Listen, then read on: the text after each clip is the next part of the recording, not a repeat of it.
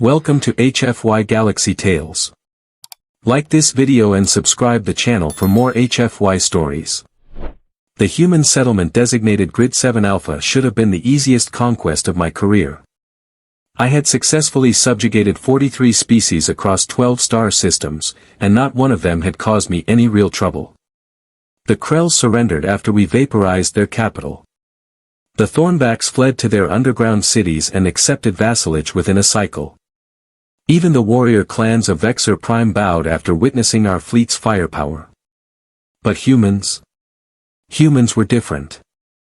My name is Krellvax, 3rd Commander of the Galactic Dominion's expansion fleet, and I will never forget the day I met Victoria Hayes. That name still makes my primary heart skip a beat, and not in a pleasant way. We arrived at Earth's outer colonies on a standard Tuesday, according to their primitive calendar. Our invasion protocols were flawless. We had studied their transmissions for cycles, analyzed their military capabilities, calculated every possible response scenario. We knew they possessed nuclear weapons, chemical agents, rudimentary energy shields. Child's play compared to what we had faced before. I stood on the command deck of the Obliterator, watching our landing parties descend toward the mining colony. 2,000 soldiers, equipped with plasma rifles, neural disruptors, and atmospheric converters. The plan was simple: eliminate resistance, capture the population, strip the planet of resources, move on to the next target. "Commander, landing parties have touched down," my tactical officer, Dren Mora, announced. His voice carried that characteristic Dominion confidence. We had done this before. We would do it again. Excellent. Begin the subjugation protocol. I want complete control within 3 standard units. The colony itself was nothing impressive.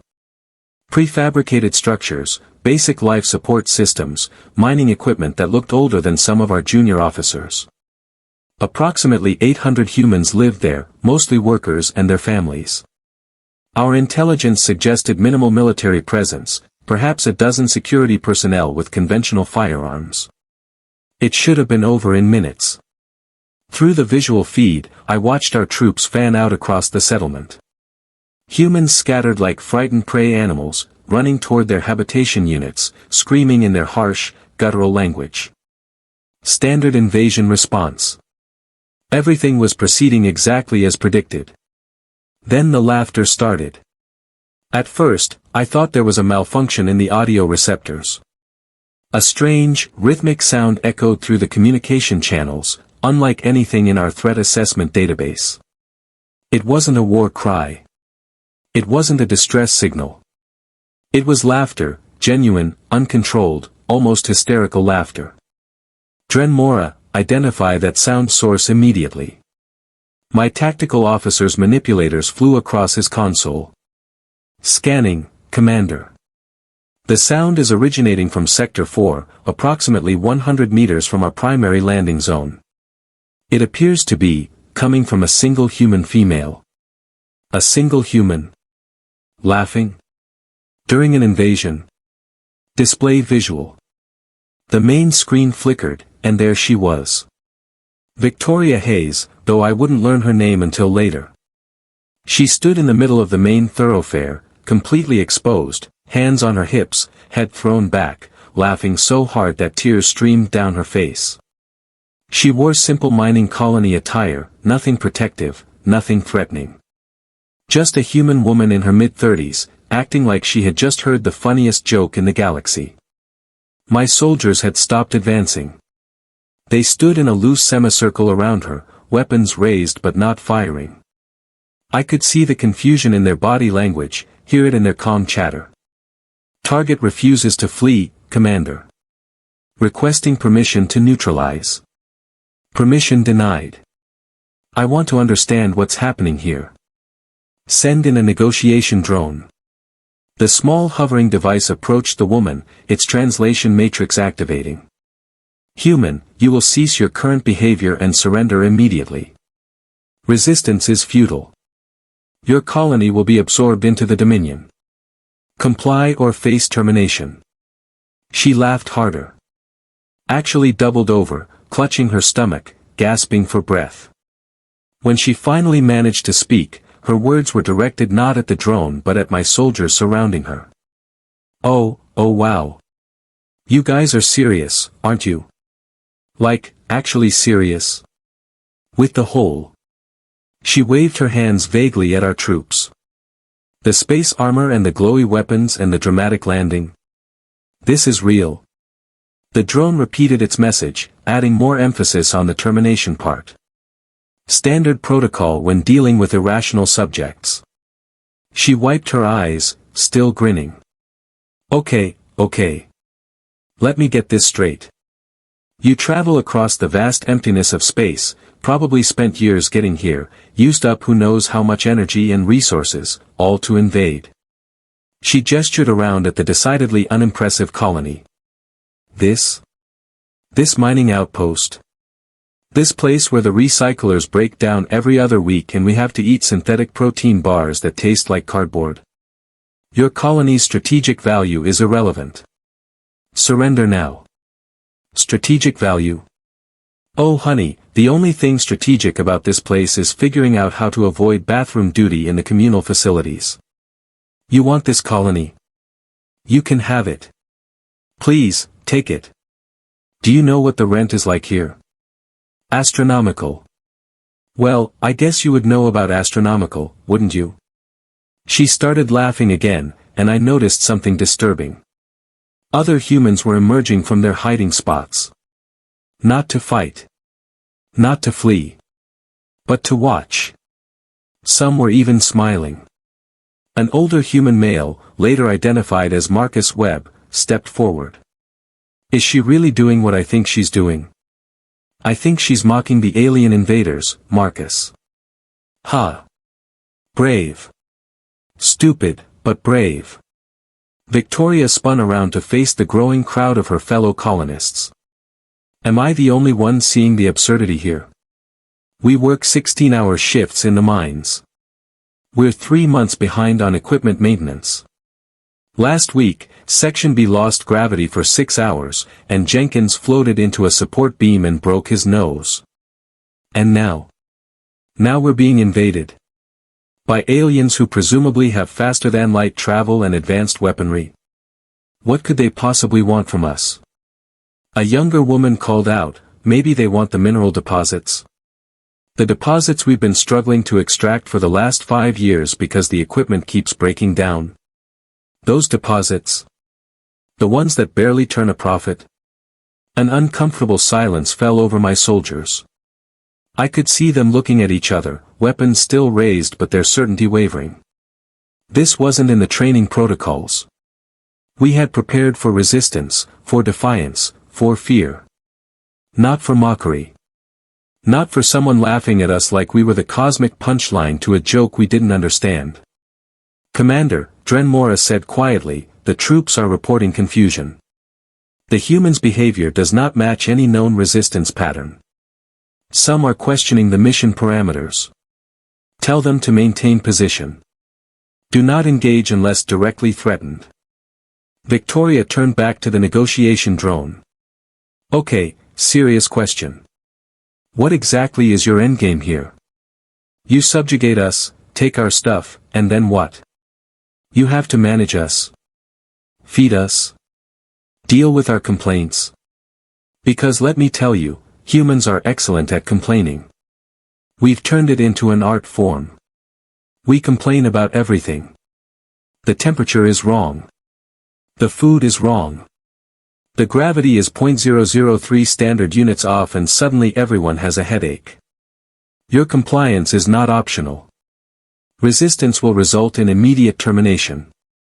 She tilted her head, expression shifting from amusement to something more calculating. Let me paint you a picture of what happens if you actually go through with this. First, you'll have to occupy this colony. That means leaving troops here. Those troops will need supplies, command structure, communication with your main fleet. You'll need to extract the resources you came for, which means understanding our equipment, which is barely functional on a good day. She began pacing, and my elite soldiers actually backed up slightly to give her room. Then you'll have to deal with us. 800 humans who are already tired, underpaid, and really, really bored. You think we're going to make this easy? We'll malfunction equipment. We'll file grievances. We'll probably try to unionize. Do you have protocols for alien invasion union negotiations? Because I guarantee you, Thompson over there used to be a labor organizer before he came out here. The human she indicated gave a cheerful wave. We'll teach your soldiers poker and take all their money or whatever currency you use. We'll introduce you to bureaucracy, human style. Forms in triplicate. Environmental impact assessments. Safety inspections. Diversity and inclusion training, except now it actually means something because you're literal aliens.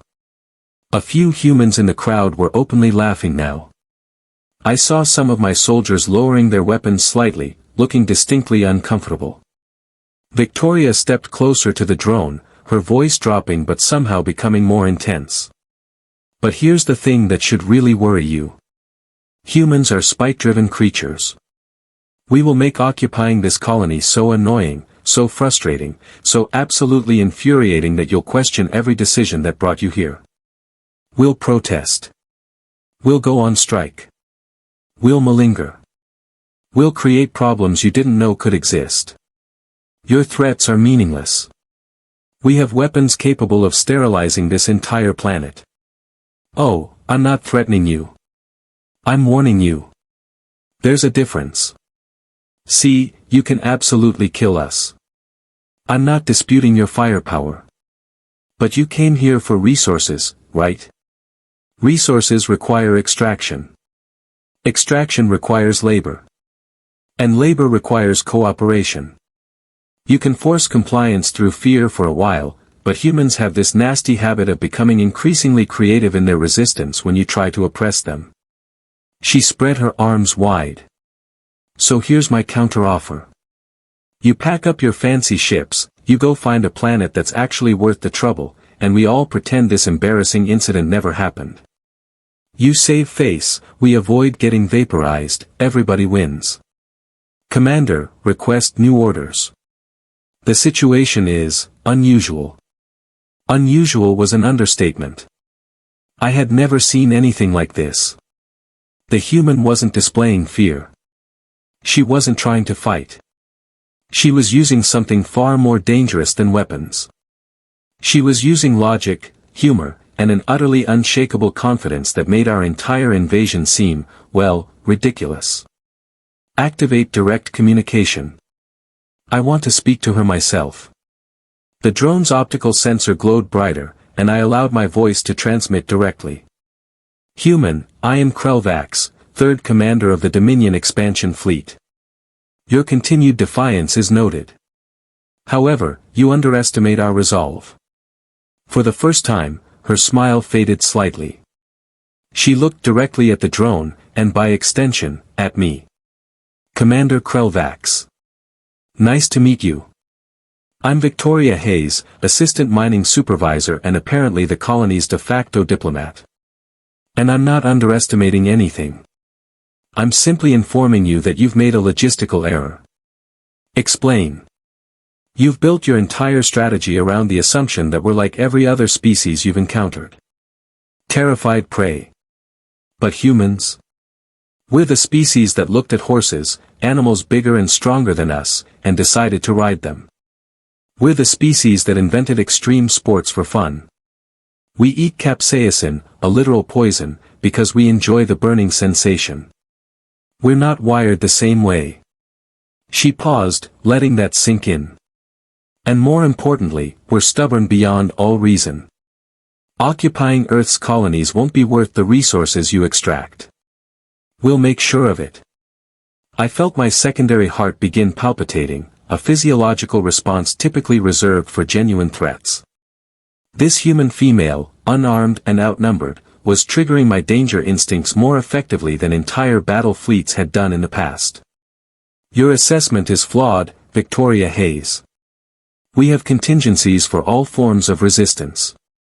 She laughed again, but this time it was different. Sharper.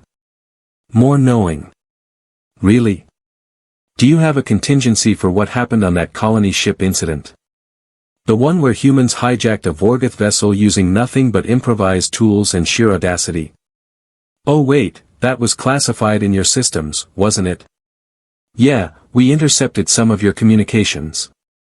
Our tech might look primitive, but we're pretty good at signals intelligence when we're motivated. My three eyes widened simultaneously. How could she possibly know about the Vorgoth incident?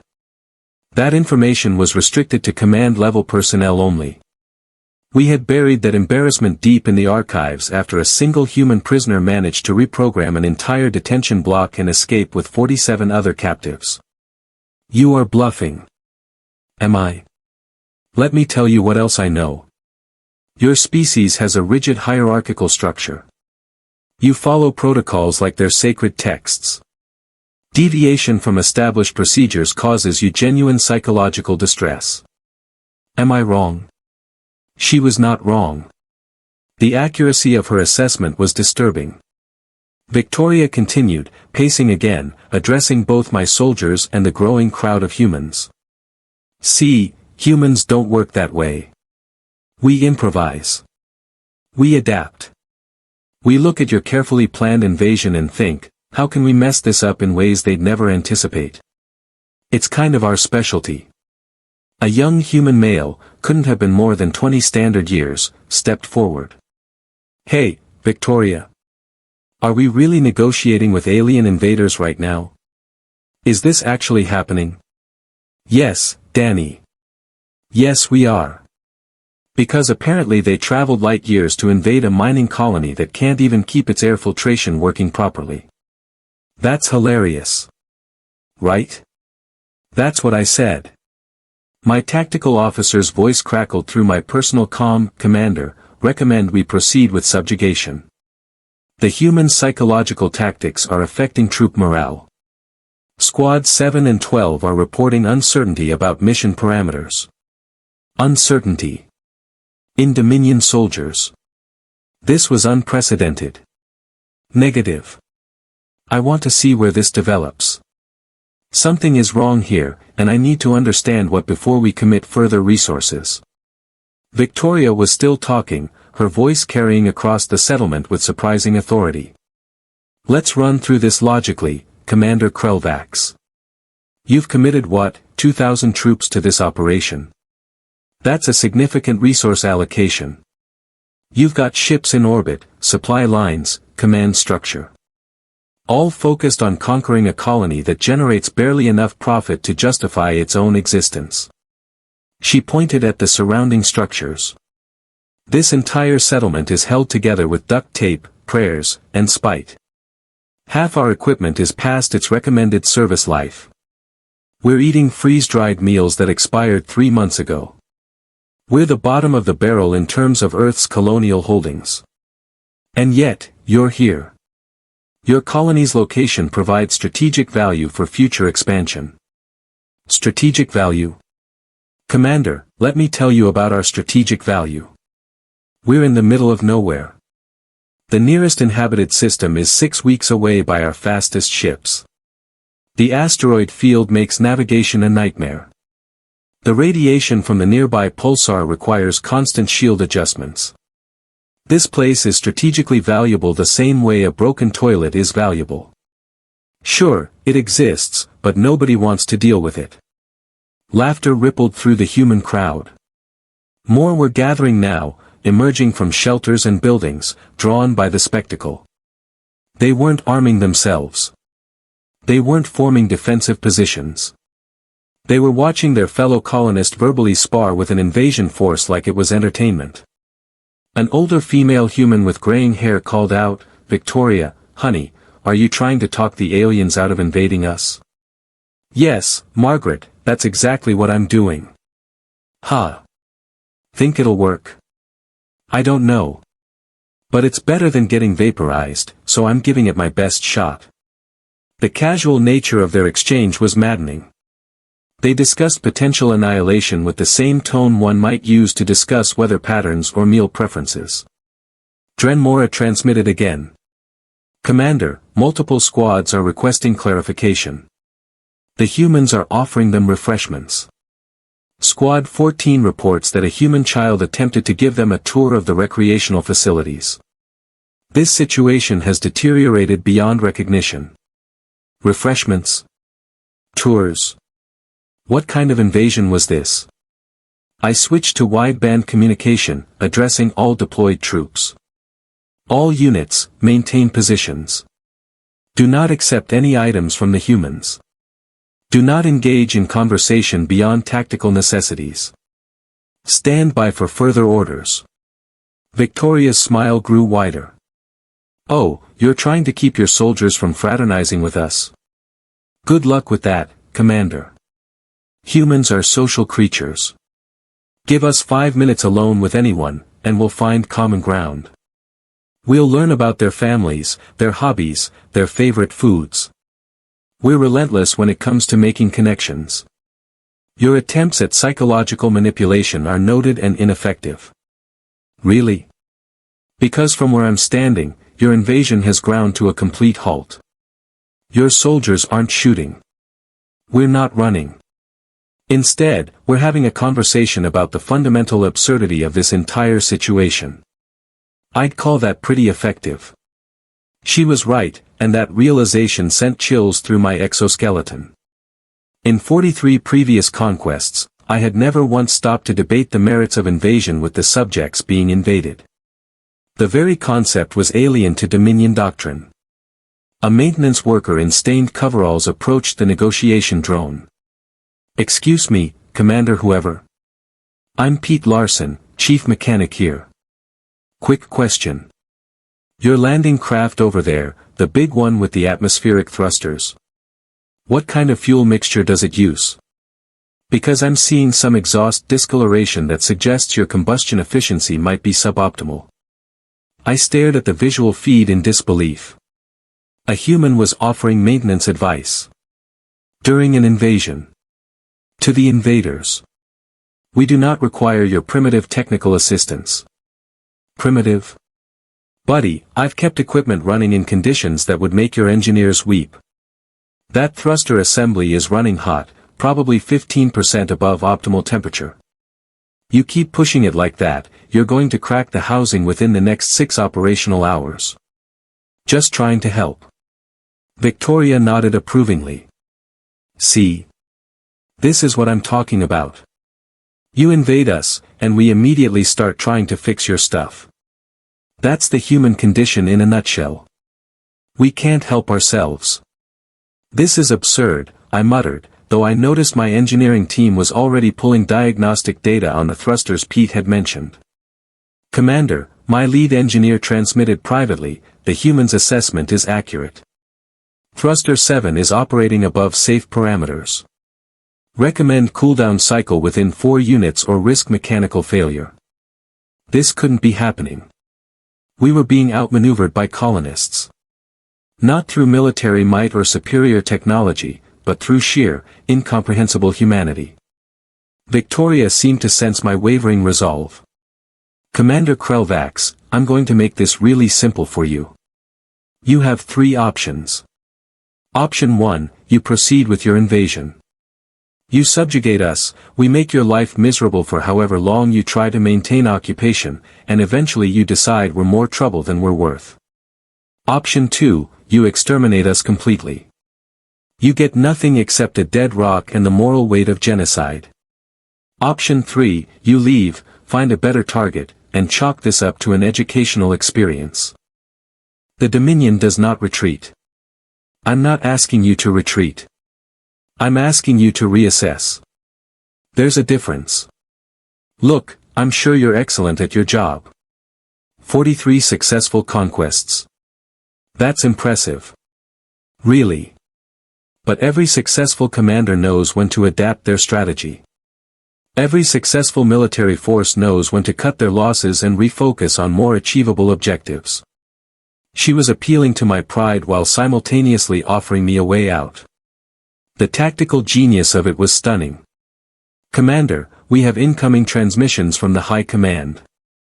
They're requesting status updates on the invasion timeline. Perfect. Of course High Command would choose this moment to check in. Victoria folded her arms. Let me guess. Your superiors want to know why this is taking longer than expected. What are you going to tell them? That you're being held up by one unarmed woman and a bunch of miners who won't stop laughing? Your overconfidence will be your downfall, human. Maybe. Or maybe I'm just the first person who's been honest with you about the reality of invading Earth's territories. We're not like other species, Commander. We don't conquer well. We barely govern ourselves effectively. What makes you think we'd accept governance from outsiders? An alert flashed across my console. More humans were gathering in the central area. Hundreds now. None were armed. None were hostile. They simply stood there, watching, waiting. Some were recording the interaction on their primitive data devices. Victoria Hayes, your people are congregating. Tell them to disperse immediately. Or what? You'll shoot them. Go ahead.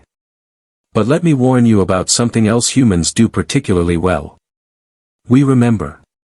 You harm anyone here, and every human in every colony across every star system will hear about it. We'll spread the story. We'll make sure everyone knows.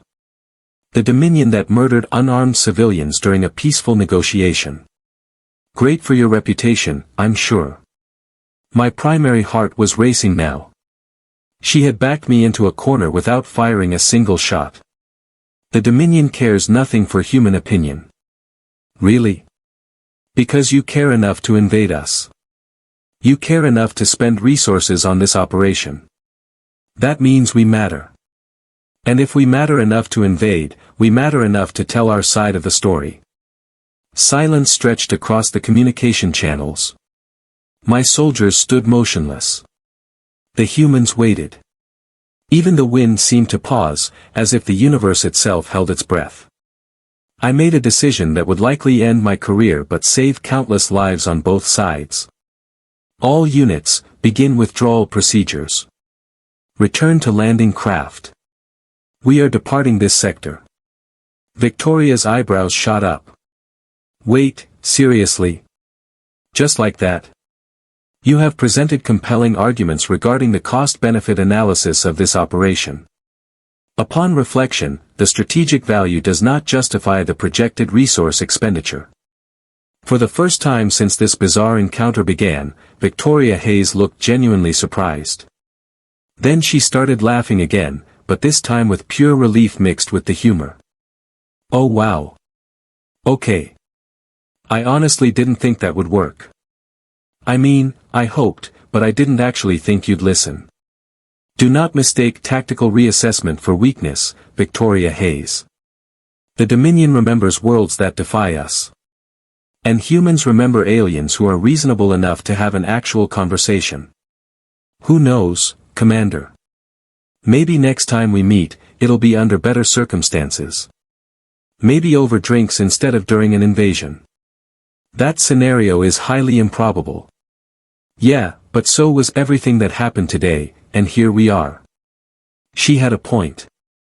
As my troops withdrew to their landing craft, the humans began cheering.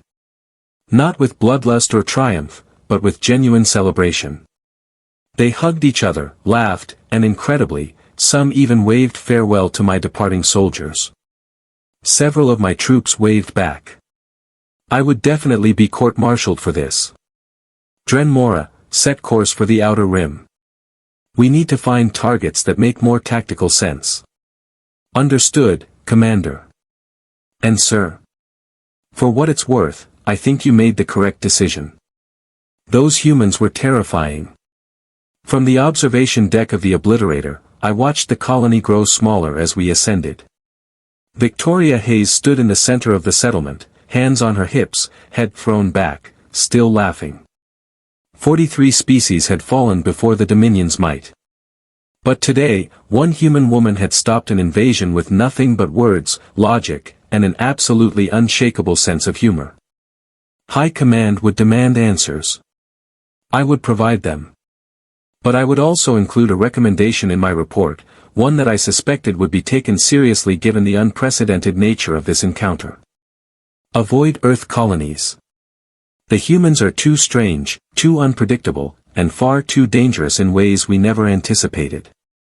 And whatever you do, never underestimate the power of a human who's learned to laugh in the face of invasion. That laughter still echoes in my neural pathways, a reminder that sometimes the greatest victories come not from superior firepower, but from the audacity to refuse to be conquered. I never returned to Earth's territories. But I heard stories. Other fleets tried what we had attempted. Most met similar fates, thwarted by human stubbornness, creativity, and that infuriating tendency to make friends with anyone who stood still long enough. The galaxy learned what I learned that day. Humans are not to be underestimated. Not because of their weapons or their technology, but because of something far more powerful. Their absolute refusal to accept that anything is impossible, even talking an alien invasion force into peaceful withdrawal. Victoria Hayes taught me that lesson well. And I never forgot it.